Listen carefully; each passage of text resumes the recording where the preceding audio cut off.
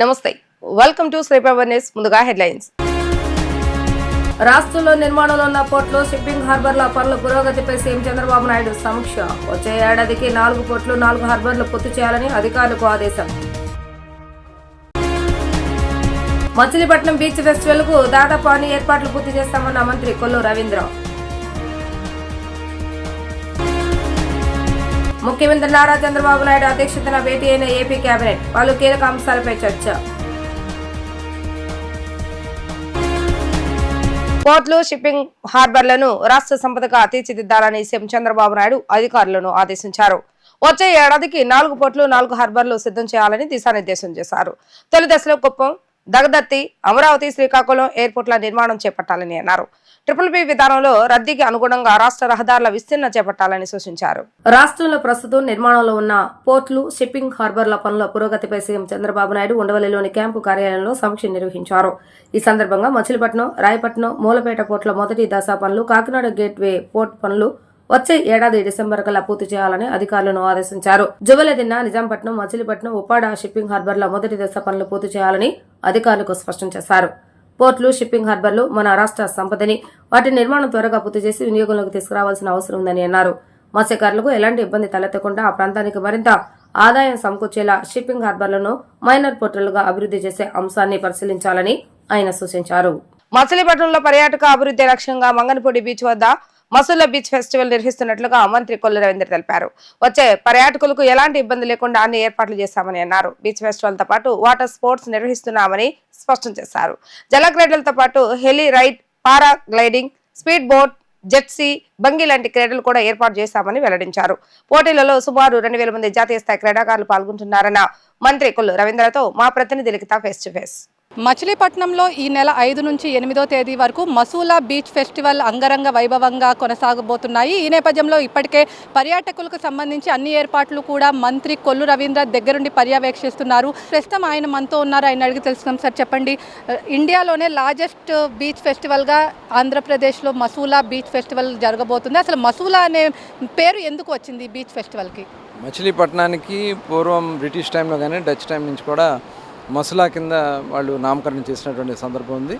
దాన్ని దృష్టిలో పెట్టుకుని ఆ మసూలా ఫెస్ట్ కింద దీన్ని చేయాలని చెప్పి 2018లో కూడా మేము ఆ నేమ్తోనే చేయడం జరిగింది. చాలా గ్రాండ్ సక్సెస్ అయింది. ఇప్పుడు కూడా దానికి ఎందుకంటే మనకు టూరిజంని ఇక్కడ డెవలప్ చేసుకోవాలి. మన తీర ప్రాంతంలో బీచెస్ చాలా ఉన్నాయి, కానీ ఇక్కడ బెస్ట్ బీచెస్ని కొన్ని ఐడెంటిఫై చేసుకుని వెళ్ళే దాంట్లో ఇది డెఫినెట్గా బెస్ట్ బీచ్ కింద ఉంటుంది. సేఫెస్ట్ బీచ్గా కూడా ఉంటుంది. ఇక్కడ స్నానాలు చేసినా కూడా పెద్ద ఇబ్బంది పడే పరిస్థితి ఉండదు, డెప్త్ తక్కువ ఉంటుంది. అట్లాగే ఇక్కడ ప్లేస్ కూడా చాలా ఉంది. ఈ ప్లేస్లో మన రాబోయే కాలంలో రిసార్ట్స్ కానీ కొన్ని హోటల్స్ కానీ మనం ఇక్కడ నిర్మాణం చేసుకోగలిగితే అమరావతికి వచ్చేటటువంటి గెస్ట్లకు కూడా ఇక్కడ ఒక ఎంటర్టైన్మెంట్ కింద వాళ్ళకి ఫారినర్స్ కూడా ఉపయోగించుకోవచ్చు. అట్లాగే హైదరాబాద్, తెలంగాణ కూడా ది నియరెస్ట్ బీచ్ కింద ఇది ఉంటుంది. కాబట్టి ఆ గన్నవరం నుంచి 1 అవర్లో ఇక్కడ రావచ్చు. కాబట్టి ఇక్కడ అన్ని అవకాశాలు ఉన్నాయి. దాన్ని దృష్టిలో పెట్టుకునే గౌరవ ముఖ్యమంత్రిగా ఆలోచనకు తగిన విధంగా ఇవాళ రాష్ట్రంలో ఉన్నటువంటి అవకాశాలను సద్వినియోగం చేసుకుని ఎంప్లాయ్మెంట్ క్రియేట్ చేయడానికి ఉన్నటువంటి అవకాశం టూరిజంకి ఉంది. అందుకని ఈ టూరిజంలో ఇక్కడ అటు ఎంప్లాయ్మెంట్ ఇవ్వచ్చు, అలాగే గ్రోత్ కూడా స్టేట్ గ్రోత్ కానీ అలాగే డెవలప్మెంట్కి కానీ ఇది చాలా అవకాశం ఉంటుంది. ఇక్కడ ఇన్వెస్ట్మెంట్స్ కూడా రావడానికి అవకాశం ఉంది. వీటి కానీ మన రిసార్ట్స్కి, హోటల్స్కి ఇచ్చుకోగలిగితే దగ్గర 1000 నుంచి 1500 కోట్లు ఇన్వెస్ట్మెంట్స్ వచ్చేదానికి అవకాశం ఉంది. అందుకని దాన్ని దృష్టిలో పెట్టుకుని ఇక్కడ అన్ని రకాలైనటువంటి ఏర్పాట్లు చేయడం ఉంది. 2018లో చేసిన దానికన్నా కూడా డబుల్ ఏర్పాటు ఇక్కడ ఈసారి చేస్తాము. సార్, ఇప్పుడు ఎంతమంది పర్యాటకులు వచ్చే అవకాశం అంచనా వేస్తున్నారు? దానికి తగ్గ ఎలాంటి ఏర్పాట్లు చేస్తున్నారు? అదేవిధంగా ఇప్పుడు స్పోర్ట్స్ అన్ని కూడా నిర్వహిస్తున్నారు. ఏ స్పోర్ట్స్, ఎంతమంది క్రీడాకారులు వచ్చే అవకాశం ఉంది? దాదాపు ఈ రేపు ఈవెంట్కి దగ్గర లాస్ట్ టైం 2018లో దగ్గర 10 lakhs రీచ్ అయినారని చెప్తారు. ఇప్పుడు దానికి మించి వచ్చేదానికి అవకాశం ఉంది కదా. ఎంతమంది వచ్చినా కూడా ఇబ్బంది లేకుండా రోడ్స్ కానీ ఇవన్నీ చేస్తాం. మినిమం 10 to 15 lakhs వస్తారని చెప్పి మేము అంచనా వేస్తున్నాం. అలాగే ఇది నేషనల్ ఈవెంట్స్ ఏదైతే స్పోర్ట్స్ ఈవెంట్స్, బీచ్ కబడ్డీ కానీ, కయాకింగ్ కానీ, ఏదైతే వాలీబాల్ ఉందో దీనికి దాదాపు ఒక 2000 మంది ఒక ప్లేయర్సే దీనికి రాబోతున్నారు. Male and female players 29 states నుంచి వస్తున్నారు. కాబట్టి వాళ్ళకు కూడా అన్ని అకామిడేషన్ కానీ, ఫుడ్ కానీ అన్నీ కూడా ఏర్పాటు చేసుకోవడం జరుగుతుంది. ఈ 3 days కూడా ఒక ఫెస్టివ్ మోడ్లో, ఒక పండుగ వాతావరణంగా చేస్తున్నాం ఈ కార్యక్రమాన్ని. కాబట్టి రాష్ట్ర ప్రజలందరినీ కూడా దీనికి ఆహ్వానిస్తున్నాం. వచ్చి ఇక్కడ ఎంజాయ్ చేసి చక్కటి ఫుడ్ను కూడా మీరు ఎంజాయ్ చేయొచ్చు. అన్ని రకాలైనటువంటి టేస్ట్లు ఇక్కడ ఉంటాయి. దాంతోపాటు ఈ ఏదైతే అమ్యూజ్మెంట్ కానీ అడ్వెంచర్ కానీ వీటిలో కూడా భాగస్వాములు అవ్వచ్చు. సార్ వచ్చే పర్యాటకులకు ఏమైనా అమ్యూజ్మెంట్స్ అంటే అమ్యూజ్మెంట్స్ లాంటివి గ్లైడింగ్స్ కానీ అలాంటివి ఏమన్నా అడ్వెంచర్ స్పోర్ట్స్ కానీ ఏమన్నా ఏర్పాటు చేస్తున్నారా ఏంటి? అడ్వెంచర్ స్పోర్ట్స్ ఇప్పుడు పారాగ్లైడింగ్ చేస్తున్నారు, అట్లాగే మనకి హెలికాప్టర్ రైడ్స్ ఉన్నాయి, స్పీడ్ బోట్స్ కానీ, అలాగే స్కూటర్స్ కానీ, స్కూటర్స్ కానీ, వాటర్ గ్లైడింగ్ కూడా ఏర్పాటు చేస్తున్నారు. ఇవన్నీ కూడా అడ్వెంచర్ కింద వాళ్ళు చేసుకోవడానికి అవకాశం ఉంది. అట్లాగే మిగతా కార్యక్రమాలన్నీ కూడా అమ్యూజ్మెంట్కి సంబంధించి జైంట్ వీల్స్, కొలంబస్, ట్రైన్స్, ఇంకా చాలా రకాల దాదాపు వాళ్ళు ఒక 20 రకాలైనటువంటి ఈవెంట్స్ వాళ్ళు ఏర్పాటు చేస్తున్నారు. అలాగే కల్చరల్ ఈవెంట్స్ కూడా దగ్గర దాదాపు 3 రోజులు కూడా ఫిల్మ్ సంబంధించినటువంటి డైరెక్టర్స్ కానీ, మ్యూజికల్ డైరెక్టర్స్ కానీ, ఆర్టిస్ట్స్ కానీ రాబోతూ ఉన్నారు. చాలా అద్భుతంగా ఆ ఈవెంట్ కూడా ఉండబోతుంది. సార్ అదేవిధంగా టూరిజంకి పెద్దపీట వేస్తున్నాము, అదేవిధంగా టెంపుల్ టూరిజం అనేది కూడా ఖచ్చితంగా ఇంప్లిమెంట్ చేస్తామని చెప్పి కూడా గౌరవ ముఖ్యమంత్రి చంద్రబాబు కూడా చెప్తున్నారు. ముఖ్యమంత్రి గారు ఈ కార్యక్రమానికి రాబోతున్నారా, అసలు ఆహ్వానం అందిందా, అసలు ఎప్పుడు రాబోతున్నారు ఏంటి సార్, దానికి తగ్గ ఎలాంటి ఏర్పాట్లు చేస్తారు? ముఖ్యమంత్రి గారికి ఆల్రెడీ ఇంటిమేట్ చేయడం జరిగింది. ఒకసారి ఆయన కూడా రేపు క్యాబినెట్ ఉంది కాబట్టి రిక్వెస్ట్ చేసి ఆహ్వానించడం జరిగింది. వారు వస్తే ఇంకా బాగుంటుంది. ఎందుకంటే మనం టూరిజం ప్రమోట్ చేయడానికి వారు కూడా చాలా ఇంట్రెస్ట్ ఉన్నారు. సీఎం గారికి చాలా ఇంట్రెస్ట్ ఇలాంటి ఈవెంట్స్ అంటే. వాళ్ళ సమయభావాన్ని బట్టి వారు వస్తారని భావిస్తాను. సార్ అదేవిధంగా అమరావతిని రాజధానిగా ప్రకటించిన తర్వాత పర్యాటకులు కూడా ఎక్కువ మంది వస్తారు. అటు మనకి సూర్యలంక బీచ్ ఉంది, ఇటు పక్కన ఇటు చూస్తే మంగన్పూడి బీచ్ ఉంది. పర్యాటకంగా ఏ రకంగా అభివృద్ధి చెందబోతుంది ఏంటి? తప్పకుండా ఇది ఒక సర్క్యూట్ కింద మనం చేసుకోగలిగితే, ఇటు నాగాయలంక హంసల్ దేవి మనకి చాలా ఫేమస్, అక్కడ సాగర్ సంగమం ఉంది. అలాగే ఇక్కడ మోపిదేవి కానీ, అట్లాగే ఇక్కడ మచిలీపట్నం పాండురంగ స్వామి టెంపుల్ అని, ఇక్కడ బీచ్ కానీ, ఇప్పుడు పోర్ట్ కూడా కన్స్ట్రక్షన్ జరుగుతుంది, పోర్ట్ విజిట్ కూడా చూసుకోవచ్చు వాళ్ళు. అట్లాగే ఇక్కడికి వచ్చేటప్పటికి ఈస్ట్ గోదావరి, వెస్ట్ గోదావరిలో కూడా మంచి దేవాలయాలు, వాడపల్లి, ఇటు 216 కనెక్టివిటీలో 2 అవర్స్లో అక్కడ కూడా వెళ్ళొచ్చు. ఇవన్నీ కూడా ఒక సర్క్యూట్ కిందగా మనం చేసుకోగలిగితే డెఫినెట్గా టూరిజంకి మంచి అవకాశాలు ఉంటాయి. Thank you sir. లేదు మొత్తం మీద చూసుకున్నట్లయితే ఈ నెల 5వ తేదీ నుంచి 8వ తేదీ వరకు జరిగే బీచ్ ఫెస్టివల్కు ఇప్పటికే 10 లక్షల నుంచి 15 లక్షల మంది పర్యాటకులు వస్తారని చెప్పి, వచ్చే పర్యాటకులకు ఎలాంటి ఇబ్బందులు లేకుండా కూడా అన్ని ఏర్పాట్లు కూడా చేస్తున్నాము. సో ఏదైతే ఉందో అడ్వెంచర్ స్పోర్ట్స్, బీచ్ వాలీబాల్ కానీ, బీచ్ కబడ్డీ కానీ కూడా క్రీడాకారులకు అన్ని వసతులు కూడా ఏర్పాటు చేస్తామని ఖచ్చితంగా ఇప్పటికే అన్ని ఏర్పాట్లు కూడా పూర్తి చేశాము. ఖచ్చితంగా ముఖ్యమంత్రి చంద్రబాబు కూడా వస్తారు, అదేవిధంగా వచ్చి ఈ కార్యక్రమంలో పాల్గొంటారని కూడా ఇటు మంత్రి కొల్లు రవీంద్ర అయితే చెప్తున్నారు. ఇది ఇక్కడ ఉన్న పరిస్థితి. వీడియో జర్నలిస్ట్ అఖిల్తో లిఖిత, డిజిటల్ న్యూస్, మచిలీపట్నం బీచ్ నుంచి.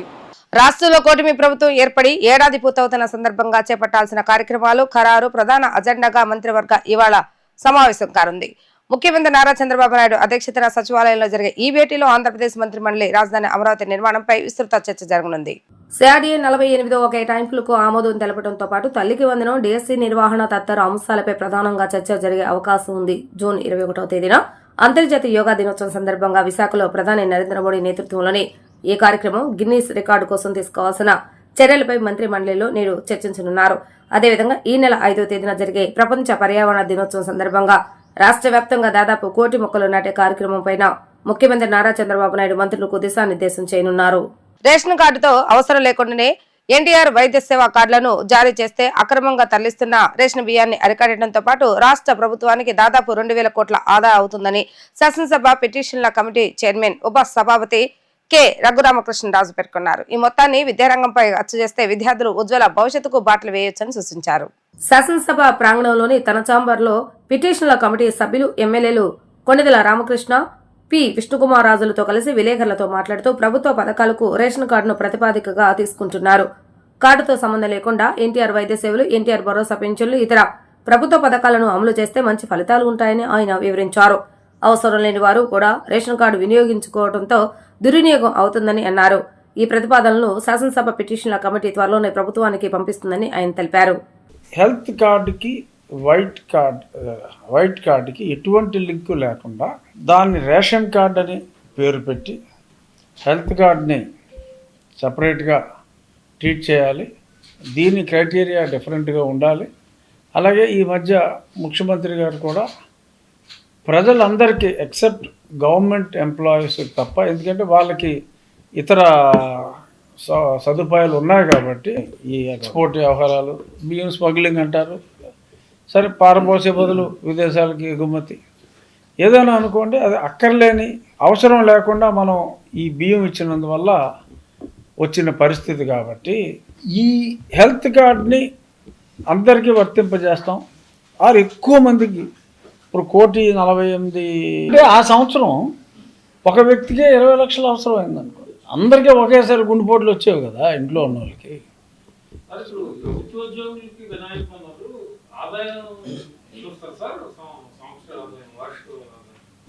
ఆదా ప్రభుత్వం ఆలోచనలో ఉన్నదైతే ప్రభుత్వ ఉద్యోగులకు ఆల్రెడీ కేంద్ర ప్రభుత్వం అయితే ఈఎస్ఐ ఆల్రెడీ ప్రభుత్వ ఉద్యోగులకి స్కీమ్స్ ఉన్నాయి కదా. రాష్ట్రంలో టీడీపీ కూటమి ప్రభుత్వం యథేచ్ఛగా రెడ్ బుక్ రాజ్యాంగాన్ని అమలు చేస్తున్నారని వైసీపీ అధినేత జగన్ ఆరోపించారు. ఎవరైనా ప్రశ్నిస్తే నేరంగా పరిగణిస్తుందని పోలీస్ వ్యవస్థను సీఎం చంద్రబాబు నాయుడు దుర్వినియోగం చేస్తున్నారని మండిపడ్డారు. రాష్ట్రంలో పోలీస్ వ్యవస్థ పూర్తిగా దిగజారుతుందని, ఆ వ్యవస్థ వికృత రూపానికి తెనాలి ఘటన సాక్ష్యంగా నిలుస్తుందని ఆయన స్పష్టం చేశారు. తెనాలిలో వైఎస్ జగన్ మీడియాతో మాట్లాడుతూ రాష్ట్రంలో రెడ్ బుక్ రాజ్యాంగం అదుపు తప్పిపోతే పోలీస్ వ్యవస్థ ఎంతగా దిగజారిపోతుందని చెప్పడానికి నిదర్శనం తెనాలిలో కనిపిస్తుందని అన్నారు. రాష్ట్రంలో ఈ రోజు జరుగుతున్న అనేక సంఘటనలు గమనిస్తే ప్రతి సంఘటనలో ఏ రకంగా చంద్రబాబు నాయుడు ఆయన పార్టీ రెడ్ బుక్ రాజ్యాంగం తీసుకొచ్చి పోలీసుల వ్యవస్థను దుర్వినియోగం చేస్తుందో కనిపిస్తుందని తెలిపారు. తనకు వ్యతిరేకంగా గొంతు వినిపిస్తే ఆ గొంతు నొక్కేందుకు చంద్రబాబు నాయుడు దగ్గరుండి వైఎస్ఆర్సీపీకి చెందిన మాజీ మంత్రులు, నాయకులు, కార్యకర్తలతో పాటు సోషల్ మీడియా యాక్టివిటీస్టులపై తప్పుడు కేసులు నమోదు చేస్తున్నారు. ఇంకా వారిని జైలుకు పంపడంతో పాటు చట్టాన్ని సైతం చేతుల్లోకి తీసుకోవటం ఒక పరిపాటిగా మారిందనటానికి రాష్ట్రంలో ఈ రోజు అమలవుతున్న రెడ్ బుక్ రాజ్యాంగం మన కళ్ళెదుటే కనిపిస్తున్న సత్యమని ఆయన స్పష్టం చేశారు. రాష్ట్రంలో ఈ రోజు రెడ్ బుక్ రాజ్యాంగంతో ఏ రకంగా అదుపు తప్పిపోతే పోలీస్ వ్యవస్థ ఎంతగా దిగజారిపోతుంది అని చెప్పడానికి నిదర్శనం ఈ రోజు తెనాలిలో మన కళ్ళ ఎదుటే కనిపిస్తా ఉన్న సత్యం. ఈ రోజు నిజంగా ఈ ఘటన చూస్తే ఎలాంటి దారుణమైన పరిస్థితులు కనిపిస్తాయి అని అంటే, ఈ రోజు రాష్ట్రంలో జరుగుతా ఉన్న అనేక సంఘటనలు ఒకసారి గమనించినట్లయితే ఆ ప్రతి సంఘటన కూడా ఏ రకంగా చంద్రబాబు నాయుడు గారు ఆయన పార్టీ రెడ్ బుక్ రాజ్యాంగం తీసుకొని వచ్చి పోలీసు వ్యవస్థను దుర్వినియోగం చేస్తూ తనకు వ్యతిరేకంగా ఏ గొంతు వినిపించినా కూడా ఆ గొంతును అణగదొక్కే కార్యక్రమంలో భాగంగా ఏ రకంగా చంద్రబాబు నాయుడు గారు దగ్గరుండి వైఎస్ఆర్సీపీకి సంబంధించిన మాజీ మంత్రుల మీద, మాజీ ఎమ్మెల్యేల మీద, నాయకుల మీద, కార్యకర్తల మీద, సోషల్ మీడియా కార్యకర్తల మీద ఏ రకంగా తప్పుడు కేసులు పెడతా ఉన్నాడు, ఏ రకంగా తప్పుడు సాక్ష్యాలు సృష్టిస్తూ ఉన్నాడు, ఏ రకంగా వాళ్ళని జైళ్ళల్లో పెడతా ఉన్నారు, ఏ రకంగా చట్టాన్ని చేతిలోకి తీసుకోవడం ఒక పరిపాటిగా మారిపోయింది అనడానికి ఈరోజు రాష్ట్రంలో జరుగుతూ ఉన్న రెడ్ బుక్ రాజ్యాంగం మన కళ్ళ ఎదుటే కనిపిస్తూ ఉన్న సత్యం. ఆ రకంగా రెడ్ బుక్ రాజ్యాంగాన్ని ఉపయోగపెడుతూ అదుపు తప్పిపోతే పోలీస్ వ్యవస్థ, ఆ పోలీస్ వ్యవస్థ ఎలాంటి వికృత రూపం దాలుస్తుంది అని చెప్పడానికి నిదర్శనం ఈరోజు తెనాలిలో జరిగిన ఘటన. అన్నపూర్ణ శకుంతల థియేటర్ పై అర్ధరాత్రి గుర్తు తెలియని వ్యక్తులు దాడి చేశారు. 2 గంటల సమయంలో జేసీపీ సహాయంతో దౌర్జన్యంగా థియేటర్ గేటు పగలగొట్టి లోపలకు వచ్చి థియేటర్ ను ధ్వంసం చేసిన ఘటన ఆలస్యంగా వెలుగులోకి వచ్చింది. దీనిపై థియేటర్ యాజమాన్యం పోలీసులకు ఫిర్యాదు చేశారు. సీసీ కెమెరాల ఆధారంగా నిందితులను గుర్తించాలని అంటున్న థియేటర్ యజమాని శ్రీరామ్తో మా ప్రతినిధి లిఖిత ఫేస్ టు ఫేస్. విజయవాడలో ఎంతో ప్రసిద్ధిగాంచిన అన్నపూర్ణ శకుంతల థియేటర్ పై ఎవరో గుర్తు తెలియని వ్యక్తులు దాడి చేసిన పరిస్థితి మనం చూస్తాం. ప్రస్తుతం మనం విజువల్స్ లో చూసుకోవచ్చు. ఏదైతే దాడికిలో ధ్వంసమైన థియేటర్ వద్ద మనం ఉన్నామో అసలు ఇటు విజువల్స్ లో చూసుకోవచ్చు. మొత్తం కూడా ఏదైతే మొత్తం ఎంట్రన్స్ ఉందో అదంతా కూడా పగిలిపోయిన పరిస్థితి. అసలు ఏం జరిగిందో ఏంటో మనతో మాట్లాడటానికి ఏదైతే థియేటర్ యజమానులు శ్రీరామ్ ఉన్నారో ఆయన అడిగి తెలుస్తాం. సార్ చెప్పండి, అసలు ఏం జరిగింది ఏంటి? ఆ రోజు సెకండ్ షో అయిపోయాక నేను ఇంటికి వెళ్ళిపోయానండి. మా స్టాఫ్ ఇక్కడే నిద్రిస్తారు హాల్లో. వాళ్ళకి సుమారు 1:30-2ంటికి 10 నుంచి 15 మంది వచ్చి లేపి మీరు ఎందుకు ఇక్కడ పడుకున్నారు అని చెప్పి కత్తులతో బెదిరించి ఒక మూల కూర్చోబెట్టారంటండి, ఫోన్లన్నీ లాగేసుకుని. దాని తర్వాత లారీలో పొక్లిన్ లాంటిది పెద్దది తీసుకొచ్చి గేట్లు పగలగొట్టుకొని లోపల ఎంత డిమాలిష్ చేశారండి. పొద్దున్నే నేను వచ్చేపాటికి నాకు ఇన్ఫామ్ చేశారు. నేను ఇమీడియట్గా థియేటర్కి వచ్చా. రోజు వచ్చేటట్టే 10-10:30కి అలా వచ్చా. ఒక ½ అన్ అవర్ ముందు వచ్చా వీళ్ళు చెప్పగానే. వచ్చి చూస్తే అసలు సీన్ ఆఫ్ ఎఫెన్స్ ఎలా ఉందంటే అండి, ఎవరైతే పబ్లిక్ థియేటర్కి చూడాలనుకుంటారో ఆ వేలో ఒక హోల్ పెట్టారు. కేవలం బుకింగ్ కౌంటర్ మొత్తం ధ్వంసం చేశారు. వాష్రూమ్కి ఒక హోల్ పెట్టారు, క్యాంటీనే పడేశారు. కేవలం పబ్లిక్ ఏదైతే మేము యూజ్ చేసుకుంటామో బిజినెస్కి, సినిమా థియేటర్కి ముఖ్యంగా వాటి వరకే డ్యామేజ్ జరిగినాయండి. మీకు ఎవరి మీదైనా అనుమానం ఉందా సార్? గతంలో ఇలాంటివి ఏమన్నా? అసలు 2 థియేటర్లు రన్నింగ్లో ఉంటా మేము నైట్ వరకు ఇక్కడే ఉన్నామండి. మార్నింగ్ వచ్చేపాటికి మేము అసలు ఇదంతా చూసి షాక్ అయ్యాం. షాక్ అయ్యాక మా నాన్నగారికి ఫోన్ చేశా, డాడీ ఇలా అయ్యింది ఏంటి అంటే, ఇమీడియట్గా వెళ్ళి స్టేషన్కి సిపి గారికి కంప్లైంట్ పెట్టా అంటే ఇమీడియట్గా మేము రిజిస్టర్ పోస్ట్ చేసామండి సిపి గారికి గవర్నర్పేట. తర్వాత వాళ్ళు దర్యాప్తు చేస్తున్నారండి, సీసీ ఫుటేజ్లు అన్నీ చెక్ చేసుకుంటున్నారు. మేము కూడా మా ఎదురు షాపాలను కానీ ఈ సందు మొత్తాన్ని అందరికీ సీసీ ఫుటేజ్లు ఉన్నాయండి. అందరినీ మేము రిక్వెస్ట్ చేసాం, సార్ ఇవ్వండి అండి, సార్ మా టెక్నీషియన్ రాలేదు, మేము వచ్చాక మీకు ఇన్ఫామ్ చేస్తాం సార్, మీరు వచ్చి చూసుకోవచ్చు అన్నారు. మేము దానికోసం వెయిటింగ్ అండి. అసలు సీసీ ఫుటేజ్ దర్యాప్తు చేస్తే కానీ ఎవరు ఏంటి అనేది ఒక ఐడియాకి రాలేమండి మేము కూడా. సార్ అదేవిధంగా ఎవరి మీదైనా మీకు అనుమానం ఉంది, లెటర్లో ఏమైనా ప్రొడ్యూస్ చేశారా ఏంటి? అంటే ఇప్పుడు గవర్నర్పేట పోలీసులు మీ కంప్లైంట్ తీసుకోలేదని కూడా ఆరోపణలు వస్తున్నాయి, అది ఎంతవరకు నిజం? మేము రిజిస్టర్ పోస్ట్ చేసామండి, సిఐ గారు దర్యాప్తు చేస్తున్నారు. వాళ్ళు మమ్మల్ని కూడా అడిగారు ఎవరి మీద అనుమానం ఉందా అని. మాకు అనుమానం ఏం లేదు సార్, మా కరెంట్ కట్ చేశారు, సీసీ కెమెరాలు ధ్వంసం చేశారు, ఏదైతే లీగల్గా ఉండే ఎక్విప్మెంట్స్ ఉంటాయో అన్నీ ధ్వంసం చేశారండి ఆధారాలు లేకుండా. ఇంత చేయాల్సిన అవసరం మరి ఎవరికి ఉందో మాకు అర్థం కావట్లేదండి. మేము షాక్లోనే ఉన్నాం. అందుకే మేము అప్రోచ్ అయ్యాం, కంప్లైంట్ పెట్టాం. సార్ సీసీ ఫుటేజీలు మీరు పరిశీలించి, ఇది మెయిన్ ఏరియా అండి, ప్రతి ఒక్కళ్ళకి క్యాంప్స్ ఉంటాయి, అందరికీ కెమెరా లేకుండా బిజినెస్ లేదండి ఇక్కడ. సో ఆ ఫుటేజీలు చూస్తున్నానన్నారు సిఐ గారు. ఆయన దర్యాప్తు చేసి ఫుటేజీలు బయటకు వస్తే అప్పుడు ఒక ఐడియాకి వస్తారండి. అసలు ఎవరో ఏంటి, దాని వెనకమాల ఎవరున్నారు ఏంటి అనేది మాకు తెలియాలండి. ఎందుకంటే థియేటర్ రన్నింగ్లో ఉన్నప్పుడు జరిగిందండి ఇది. 2 థియేటర్స్ రన్నింగ్లోనే ఉన్నాయి. ఫస్ట్ టైం నైట్ పూట 2ంటికి చేయాల్సిన అవసరం ఎవరికి వచ్చింది, దాని వెనకమాల ఎవరున్నారు, అవన్నీ సీసీ ఫుటేజ్లు వస్తాయి కానీ మాకు కానీ అందరికీ తెలుస్తుందండి. సార్ అదేవిధంగా మీ ప్రధానమైన డిమాండ్ ఏంటి? అసలు ఇప్పుడు ఎవరినైనా కలిసారా, రాజకీయ నాయకులు ఎవరినైనా కలిసారా ఈ విషయంలో ఏంటి? మా డిమాండ్ ఏమి లేదండి, సీసీ ఫుటేజెస్ ఆధారం అండి. ఎవరికైనా సీసీ ఫుటేజెస్ వస్తే మీడియా వాళ్ళు మీకు ఇచ్చినా పర్వాలేదు, మాకు చూపించినా పర్వాలేదు, ఐడెంటిఫై చేసి దోషుల్ని శిక్షిస్తే చాలండి. మాకు దోషుల్ని పట్టుకోవాలి, వాళ్ళని శిక్షించాలి. మా ప్రథమ డిమాండ్ అది ఒకటేనండి.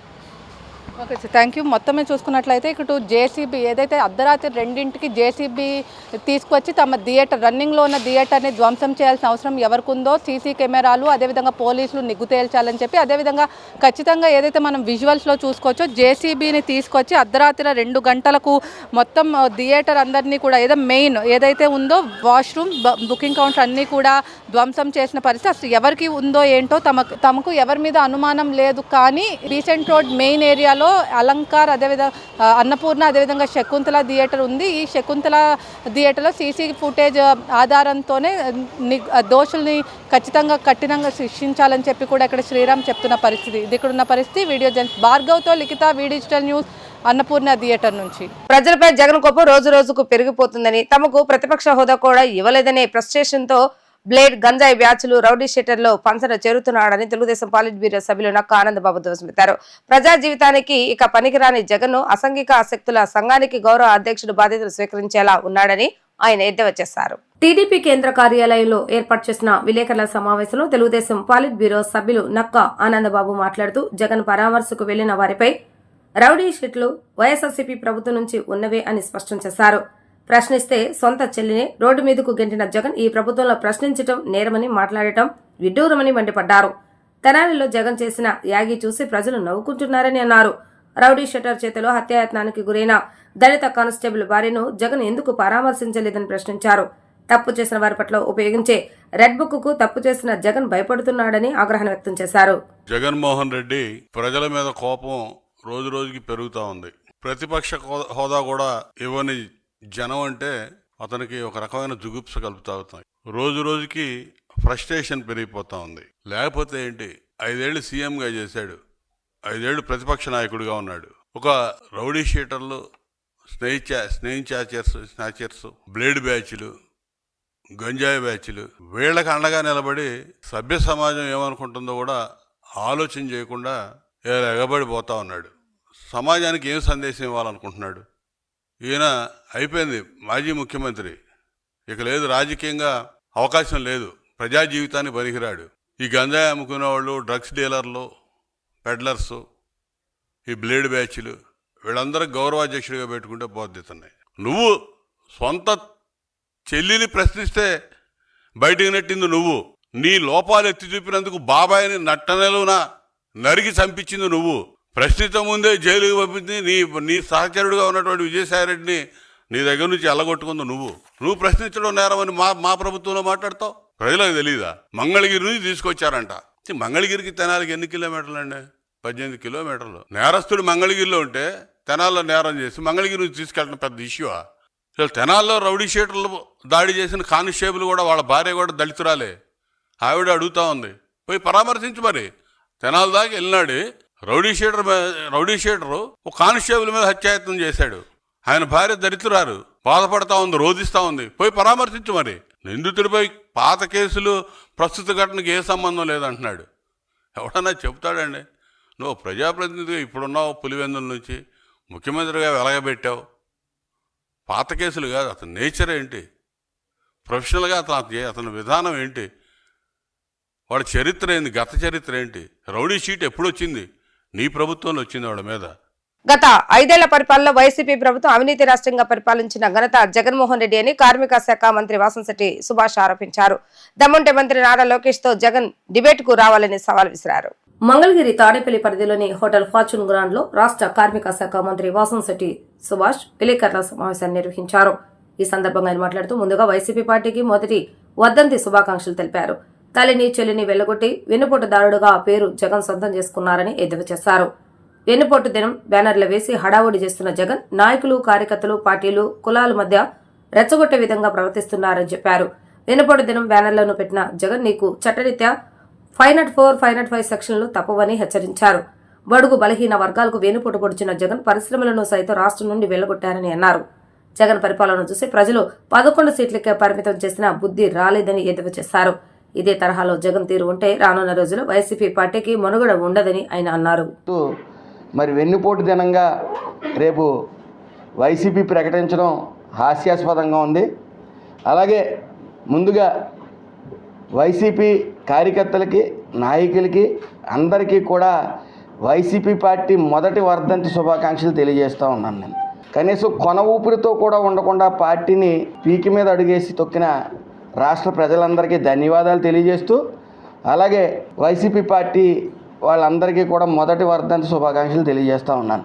వెన్నుపోటు అనేది దానికి బ్రాండ్ అంబాసిడర్ జగన్ గారు, అందులో ఏ విధమైన సందేహం లేదు. ఆయన బతుకే వెన్నుపోటుతో స్టార్ట్ అయింది. పార్టీ అధికారంలో లేనప్పుడు కొండా సురేఖ గారి ఈవిడ తరపున పోరాటం, ఇతని తరపున పోరాటం, కనీసం కూడా ఆవిడ వస్తే ఆవిడకి 10 నిమిషాలు కూడా టైం ఇవ్వకపోవటం, ఆవిడ స్వయంగా ఆవిడే జగన్ అంత దుర్మార్గుడు ఇంకొకరు లేడని ఆవిడే ప్రెస్ మీట్ కూడా పెట్టడం జరిగింది. అదేవిధంగా కాంగ్రెస్ పార్టీలో ఉంటూ లక్షల కోట్లు గడించి మరి ఆ పార్టీకి వెన్నుపోటు పడటం, వెంటనే అతను చేసిన ఏదైతే లక్షల కోట్ల అవినీతి ఉందో అదంతా బయటికి తీసి 1.5 పాటు మరి జైల్లో ఉండి రావటం కూడా మీ అందరికీ తెలిసిన విషయమే. అలాగే వెన్నుపోటుదారుడిగా ఆయనకి ఒక ప్రత్యేక స్థానం, ఇది నాకు తెలిసి దేశంలోనే ప్రత్యేక స్థానం ఆయన సొంతం. ఆయన బాబాయిని ఏదైతే అవినాష్ రెడ్డి ఉన్నాడో ఆయన సీట్ ఇవ్వడం కోసం వాళ్ళ బాబాయికి ఇస్తానని నమ్మబలికి మరి గొడ్డలతో ఆయన్ని అంతమొందించిన చరిత్ర, వెన్నుపోటు పొడిచిన చరిత్ర జగన్మోహన్ రెడ్డి కాదా? అలాగే చెల్లెల్ని, తల్లిని కూడా ఎలక్షన్స్లో వాడుకుని అధికారంలోకి రాగానే వాళ్ళని వెన్నుపోటు పొడిచి దూరం పెట్టడం అది వెన్నుపోటు కాదా? అదేవిధంగా చెల్లెల ఆస్తులు లాక్కుని మరి బయటికి గెంటేయటం వెన్నుపోటు కాదా? ఇంక వెన్నుపోట్ల గురించి మాట్లాడుకోవాల్సి వస్తే ఇంకా బ్రాండ్ అంబాసిడర్గా జగన్ ఉంటాడు, అందులో సందేహం లేదు. అలాగే వైసీపీ కార్యకర్తలకి, నాయకులకి మళ్ళీ శుభాకాంక్షలు తెలియజేస్తా ఉన్నాను. ఎందుకంటే మీరు అందరూ కూడా అత్యుత్సాహంతో మనం చూస్తూ ఉన్నాం. జగన్ రెడ్డి ఏం మాట్లాడినా సరే ఓ స్క్రిప్ట్ ఒకటి రాస్తాడు. అలాగే రాసి మొన్న బొడమేరు కాలువ వాగా ఏంటో తెలియని మైకంలో ఆయన మాట్లాడటం, అపహాస్యపాలు అవటం కూడా మనం చూసాం. మరి అదేవిధంగా ఈరోజు ఒక బ్యానర్ని డిజైన్ చేసి రాష్ట్రం అంతటా మరి వెన్నుపోటు దినంగా ప్రకటించి బ్యానర్లు డిస్ప్లే చేయడం జరిగింది. అందులో గౌరవ ముఖ్యమంత్రి నారా చంద్రబాబు నాయుడు గారు, డిప్యూటీ సీఎం పవన్ కళ్యాణ్ గారు సోలం పెట్టి రైతులను పొడుస్తున్నట్టు ప్రతి బ్యానర్లోనూ వేయటం జరిగింది. దానికి కొంతమంది మనోభావాలు దెబ్బతింటమే కాకుండా పార్టీల మధ్యన విద్వేషాలు రెచ్చగొట్టే విధంగా బ్యానర్ ఉండటం, దాని నిమిత్తం కంప్లైంట్ రామచంద్రపురం నియోజకవర్గంలో కూడా ఇవ్వడం జరిగింది. ఆ మాత్రం ఇంగిత జ్ఞానం లేకుండా డైవర్ట్ పాలిటిక్స్కి తెరలేపుతూ ఈ పార్టీల మధ్యన గొడవ పెడదామని ఇలాంటి బ్యానర్లు మరి పెట్టడం, అవి డైరెక్ట్గా 504, 505 సెక్షన్లో ఇంప్లిమెంట్ అవుతాయన్న జ్ఞానం కూడా లేకుండా ఉంది. 505 నాన్ బెయిలబుల్, 504 బెయిలబుల్. సో గతంలో రెడ్ బుక్ని మడిచి ఎక్కడో పెట్టుకోమన్న మీ నాయకులకి మళ్ళీ చెప్తా ఉన్నాం, మీరు ఏదైతే బ్యానర్ కట్టారో ఆ బ్యానర్ వెంటనే తీయకపోతే 504, 505 ఇంప్లిమెంట్ అవుతాయి, మీరు నాన్ బెయిలబుల్ సెక్షన్కి గురవుతారు. కాబట్టి ఆ బ్యానర్లు తీసి మీరు మీకు నచ్చిన చోట పెట్టుకోండి. వార్తలు ముగించే ముందు హెడ్లైన్స్ మరొకసారి. రాష్ట్రంలో నిర్మాణంలో ఉన్న పోర్టులు, షిప్పింగ్ హార్బర్ల పనుల పురోగతిపై సీఎం చంద్రబాబు నాయుడు సమీక్ష. వచ్చే ఏడాదికి 4 పోర్టులు, 4 హార్బర్లు పూర్తి చేయాలని అధికారులకు ఆదేశం. మచిలీపట్నం బీచ్ ఫెస్టివల్ కు దాదాపు అన్ని ఏర్పాట్లు పూర్తి చేస్తామన్న మంత్రి కొల్లు రవీంద్ర. ముఖ్యమంత్రి నారా చంద్రబాబు నాయుడు అధ్యక్షతన భేటీ అయిన ఏపీ కేబినెట్, పలు కీలక అంశాలపై చర్చ. ఇవి రోజు వార్తా విశేషాలు. మరలా తిరిగి ప్రసారమైన వార్తలు మళ్ళీ కలుద్దాం. అంతవరకు సెలవు, నమస్కారం.